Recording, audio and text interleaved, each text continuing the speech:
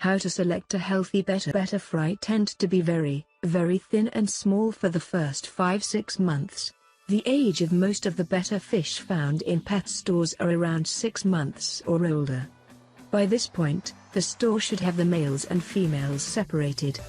They must do this because the males will continually become more aggressive as they age and mature. An entire tank filled with maturing males and females is a recipe for disaster. So what do I look for in a healthy betta fish? 1. Better color. One of the reasons why betta fish are so popular in pet stores today is due to their intense, vibrant coloring, especially on the males. Of the two sexes, the males are indeed the more colorful. Around 6-7 months of age, the typical age of most betta found in pet stores, the coloring will just be starting to be evident on both the male and female. It should intensify with maturity. Most pet stores will not bother trying to sell bettas before their colors have intensified to the point of being sellable. Therefore, any betta you select from a pet store should have enough coloring to make selection easy.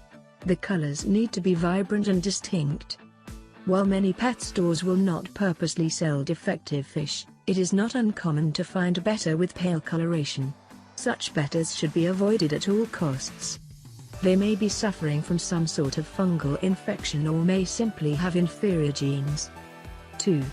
Betta gills and scales. Healthy betta fish have a very smooth and streamlined appearance. The gill area should be smooth and free of begin, neither too thin nor having any bulges. If the gill area is too thin, the betta may be malnourished or not eating due to being overstressed or sick. When the gill area is bloated or has bulges, constipation or some other factor is at work. Although betta with thin or thick, bulging gill areas may turn out to be fine, it is best not to risk it. The scales of a betta can also tell you a lot about the overall health of the fish. Like the gill area, they also should be flat and smooth. There should be no loose or missing scales. Loose or missing scales may be the sign of some disease at work, or it may be due to a lost battle against another betta. In either event, loose or missing scales are not a good sign and should be avoided. Dropsy is a common problem with betta and their scales. Dropsy is characterized by a bulging of the scales, making it take the form of a pine cone shape as the condition worsens. 3. Betta fins. Aside from the vibrant coloring, the fins of the betta are the other most attractive feature of the fish. When selecting a betta fish, you want to pay particular attention to the fins. They should spread fully when flowering. Some betta will have fins that bunch up and do not fully spread open, either because of some fight with another fish or because of a genetic defect. Betta fins also need to be free from any holes, rips, or tears. Fin rot is a common problem for betta, and it has several potential causes, including genetic predisposition. However, the most common source of fin rot is dirty, unclean water. When the pet store is lax in its cleaning duties, the tank will become filled with too much feces and uneaten food. When feces and food are left in the water for too long, they will begin to rot. As with any decaying matter, this will cause bacteria populations to increase.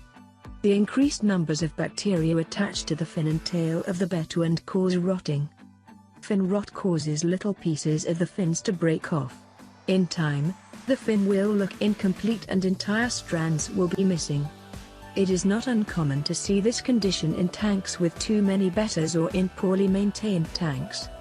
The smaller the display tank, the quicker fin rot becomes a potential problem. Vases, or perhaps small jars, are commonly used in pet stores to store and sell male betta fish, even females as well in some cases. These small vessels have low oxygen content, which naturally cause the betta to come to the surface more often for air. This will increase the activity level and the metabolism of the fish. In turn, this will increase the toxicity of the tank faster, as waste will accumulate faster. Plus, with such a small vessel, it takes less time for bacterial levels to rise to dangerous levels for the betta. Therefore, be especially sure to look carefully at the fins and tail of any betta sold in smaller containers, as they have a greater chance of developing fin rot. When looking for fin rot, you also want to be checking for recent signs of the condition as well. There will be clear or whitish tips on the fin or tail, as these are signs of recent regeneration.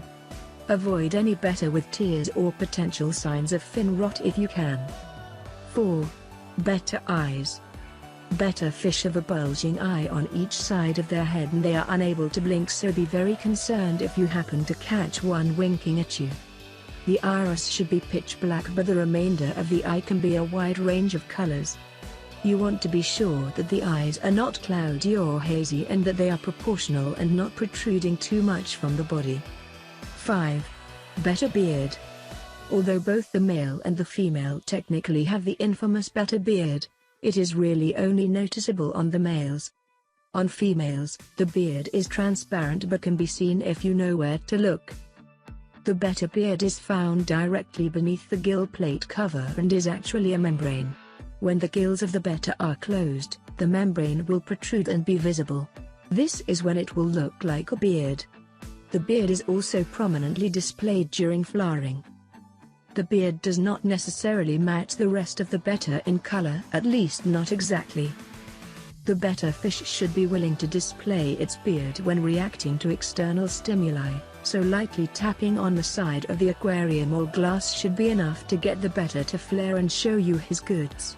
Once you know where to look, be sure that the female also has a good-sized membrane. 6.